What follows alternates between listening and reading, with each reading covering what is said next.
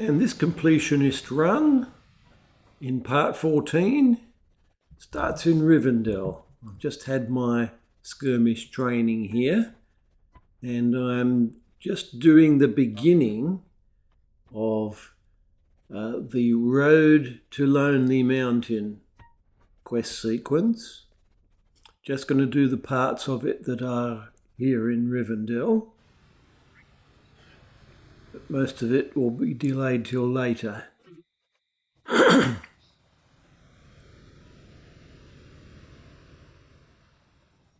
Now I'm doing this only because I hit level 20.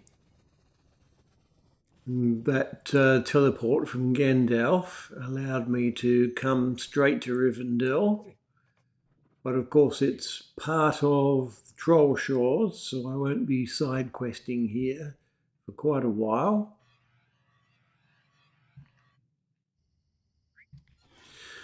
And I'm using home to get back where I was.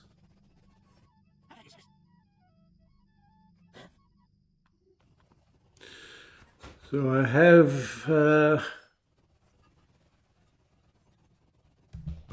Tharbad quests to do. I'm not taking all of these side quests yet. I just had a quick look at the level, and as you can see, what I've got to do within the ruins of Tharbad is turquoise. So I'm just going to concentrate on that.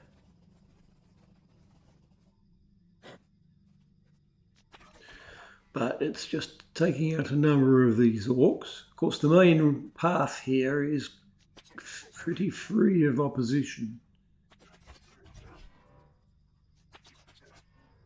Now I'm just finding my way to the southeast because there's that one special thing to do, finding the woodcutter's axe.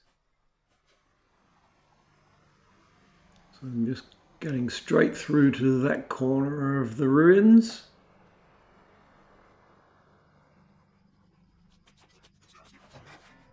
And just taking out whatever orcs are in the way.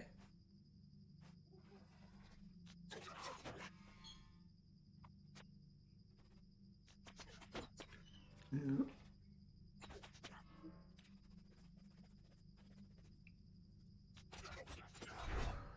I found my way back to one of those campfires, which are involved in the epic quest line. But here I am back at the woodcutter. I'm going to go reverse my course and find a spot. There we are. There's bloodstains. Find the owner of that axe, because it wasn't the woodcutter's, and there he is. Go back to woodcutter again, and there's a respawn.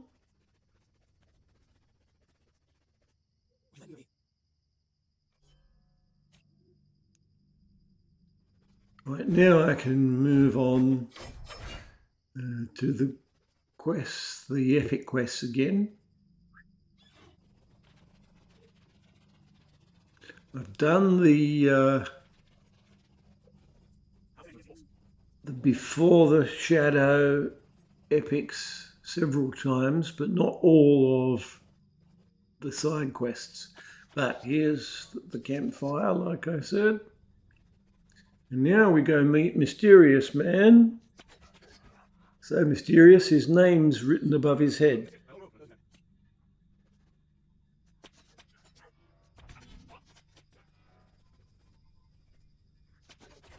Now that thief had Boromir's stuff, and now we've got to go get more of it.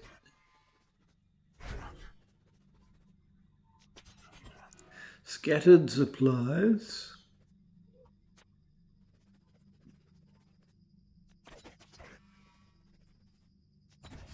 And orcs that stand in my way have got to go. All right, Boromir, what now? Back to Meneldir. And the woman from Rohan, Egfrith. Yeah, there's no shops here. But Boromir is now taking us on one of those instances which are a look into the past.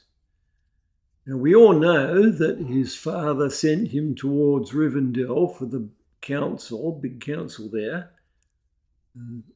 Don't usually get any details of the stages of his journey, but it makes complete sense that he would stop off at Rohan, going in that direction. Gondor's closest allies, after all, but he doesn't get to see King Theoden because a certain nasty little man is running the country at the moment.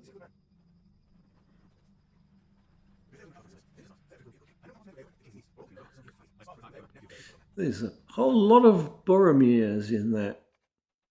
And moving on further from Rohan, he has to go through the Gap of Isengard. And he's spotted, no doubt through a palantir, by Saruman.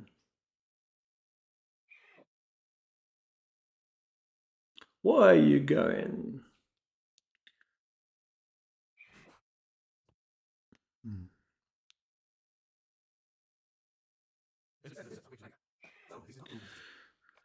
Okay, yes, bad-tempered wizards.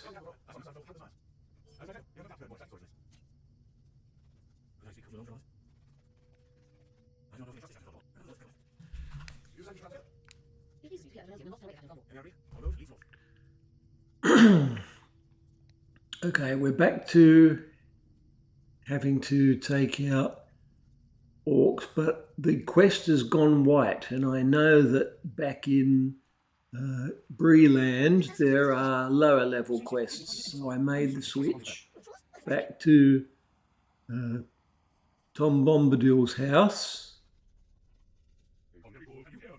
and the bingo sequence. As you talk to Tom and ask who he really is, and he tells you to go soak your head, which we just did. But picking up the lilies is prologue, or not prologue, epic quest. And I've still got that turquoise quest to take out wolves. I'll have to divert off a bit to do that. Shouldn't be far away.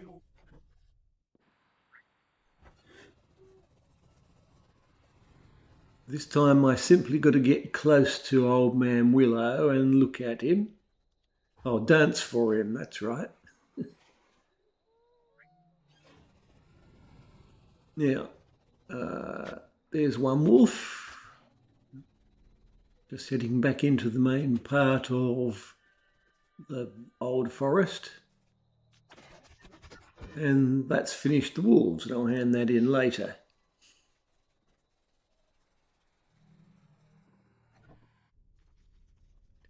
Now, Tom wants me to take out Andraste,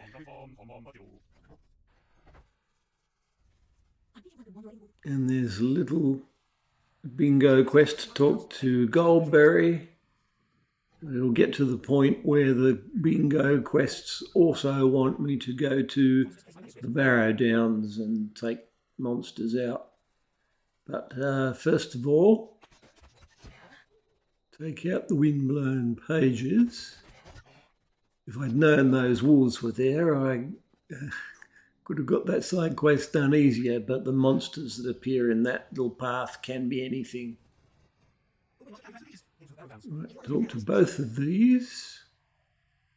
Now, Marigold has an enormous instance to do. This is the sequence that begins with the sheriff outside Buckland. But since I'm on the spot, I decided to do it now, even though I'm not at all over-leveled for this. It's not going to be simple, and although I've done it just once before, I don't remember the layout of this place at all. And there are hard to see curtains of vines to get through from one section to the next. And it's very large, like I said. And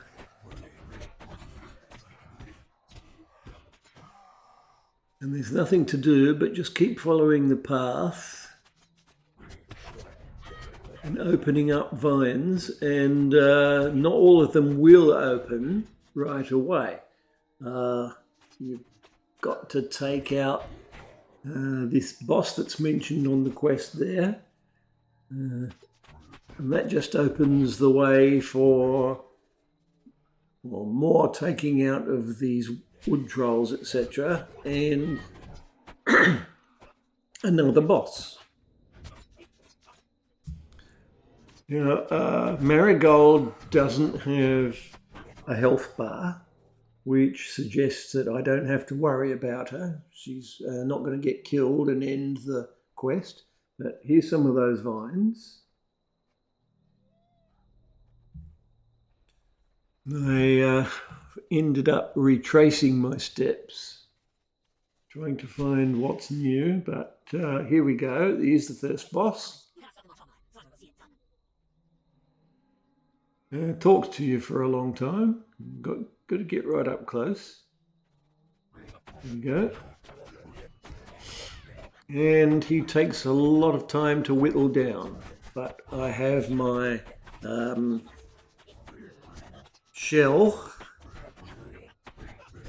shell, as well as blood arrow to heal.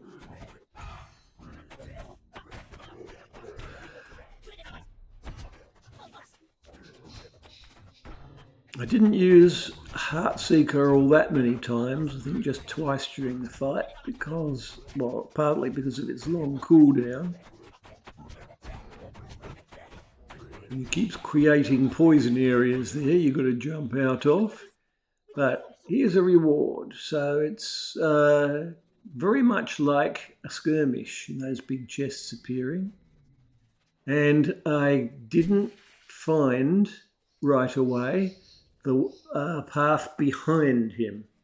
I thought it was another dead end thing and I had to come out and find a new set of vines to go through. And they do exist.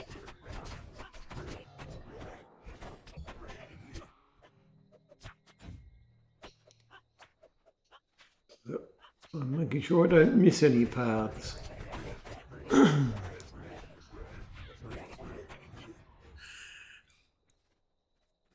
I went and followed Marigold then, because she went into some little crevice, and that allowed all of the wood trolls to hit me from behind.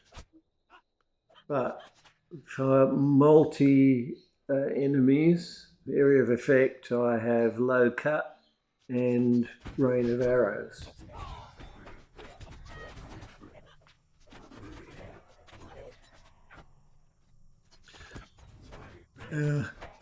One thing I would normally say about going down all the wrong paths in this place is at least I'm getting experience from taking all these creatures out. But in this run, I'm not. I've got my experience switched off. I've got the Stone of the Tortoise on, as you can see from the grey on the meter. So I could have done this whole thing efficiently if I just had it memorised, had the paths memorised off by heart. So I could skip all the ways that don't lead to the objective. But keep finding new sets of vines, and there's more than one of those summoning horns. The first one summoned Marigold, and I haven't lost her, so I haven't needed them again, but there is another one that is a little confusing because you think you've come back to the start and you haven't.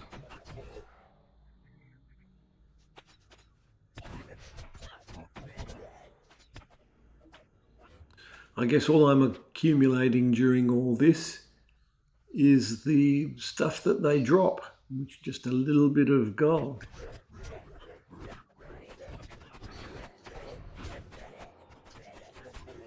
I'm not sure if there's a wood troll deed in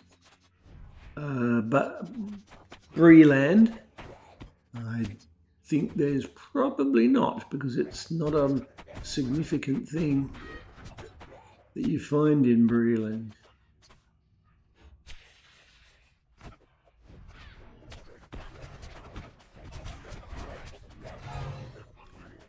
That was my shell stunning them all.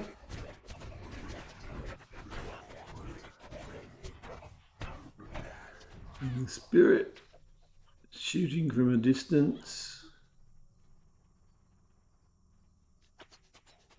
This is an instance, which means these are not respawns I'm fighting, not at any stage. I'm just going around clearing the whole place, because I know that when there are monsters, it's a path I haven't taken. Now this uphill grade is actually what I was looking for.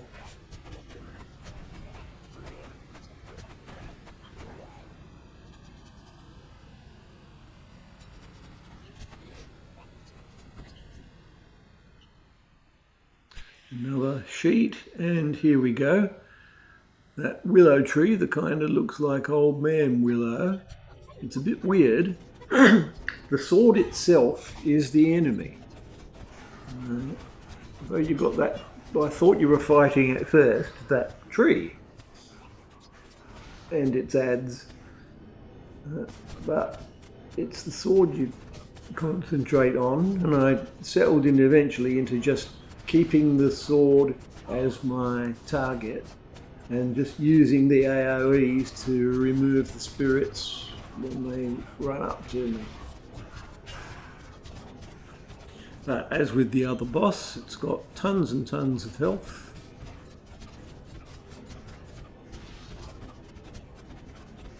See, the tree is moving, but it's misleading.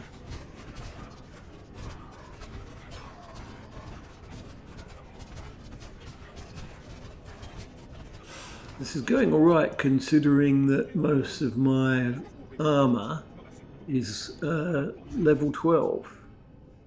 I need another 2 levels before I can make myself some better stuff.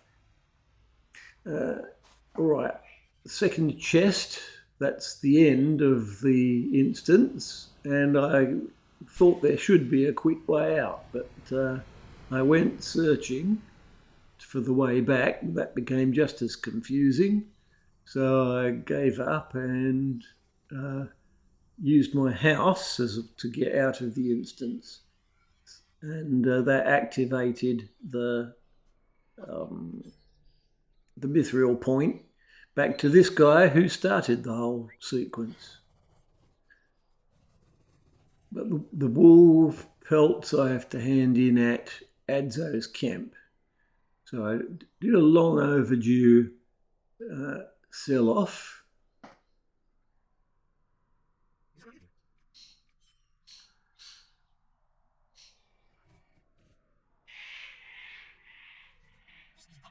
Yeah, rather than do a long ride, I just mithrilled again. And now what I have on the list is a hunting quest for Bingo in the Barrow-downs. And I used that weary traveller thing to get to the quest givers in the Barrow-downs. So I'm accumulating all these. There's a lot to do. Most of them are going to be dark blue. And here we go. At this early stage, take out everything in front of me. But mental note for doing this another time, the escort quest for that hobbit woman on the Barrow-downs. Would have been better to do that first because it takes you into a lot of fights. But in terms of the hunting quests in this set, I really just took things that were along the path to the other quests. Didn't go around looking for any one particular kind. There's always bargests this way near Andraste. Now, the Crabane were slow to attack, so I shot at them and took out Andraste. And now I always aim for the 3 tomb openings where you've got to dig. First one is in a valley full of whites. But here we go. It's one down. And whenever you step near any of the entrances in this valley, you get a pop-up white. But I've done the digging at that entrance. And just clear the way as I go.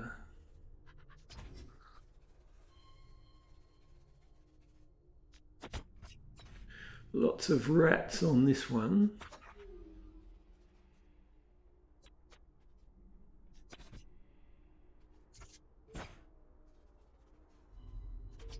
Okay.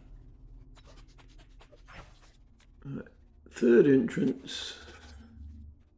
A few more whites. Dug there, and because there was a ring symbol on all the entrances, I thought for a moment that you needed to go in one of them for the Ghost's quest. But his barrow is separate from the 3 main ones that we'll have to deal with later. And here's part of Bingo's notes.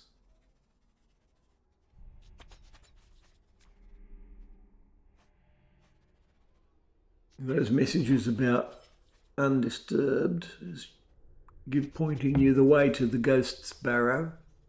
And here she is. Like I said, I should have done her earlier because at this point I've already fulfilled 2 of the 3 hunting quests. So what I'm shooting here is excess. It's quite a lengthy path she takes you around. And she does have a health bar, so you do have to protect her.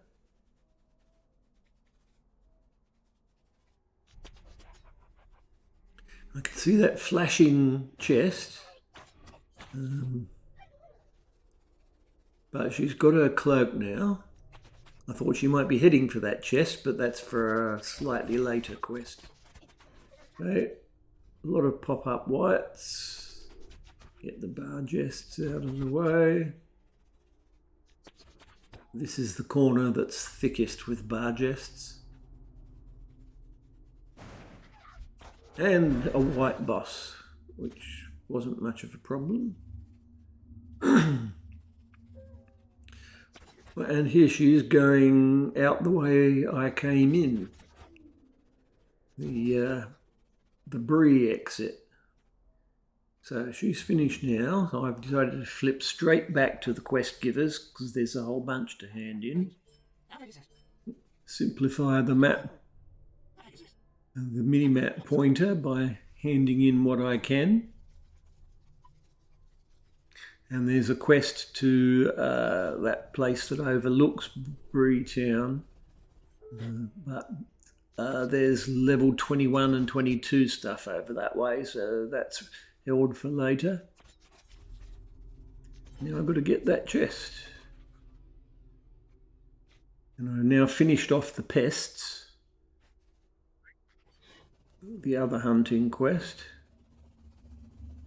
But there's still more to do yeah, once again, I wasn't sure yet where the ghost's barrow was, but following what pointers are remaining helped me pick up the rest of Bingo's notes. Now he wants to go back to Newbury in Buckland. Right, that was the ghost's barrow.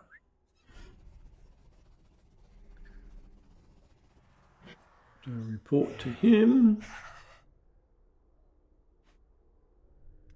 And now there's just, well, I'm going to jump down the drop to hand in a couple more quests. And there's an orange fellowship quest, which I've taken but switched off. I would say I will have to wait until that becomes blue or turquoise or something before taking that on, since it is for a full fellowship. And if it scales with me, of course there are many fellowship quests that you just can't solo when they scale with you. Raids and things. So this is a solo completionist run. I don't have to do all fellowship quests.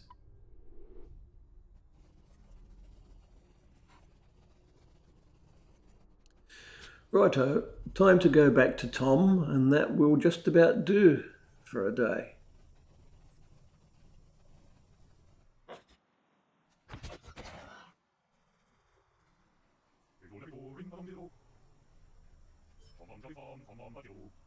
Now let us begin to sing together.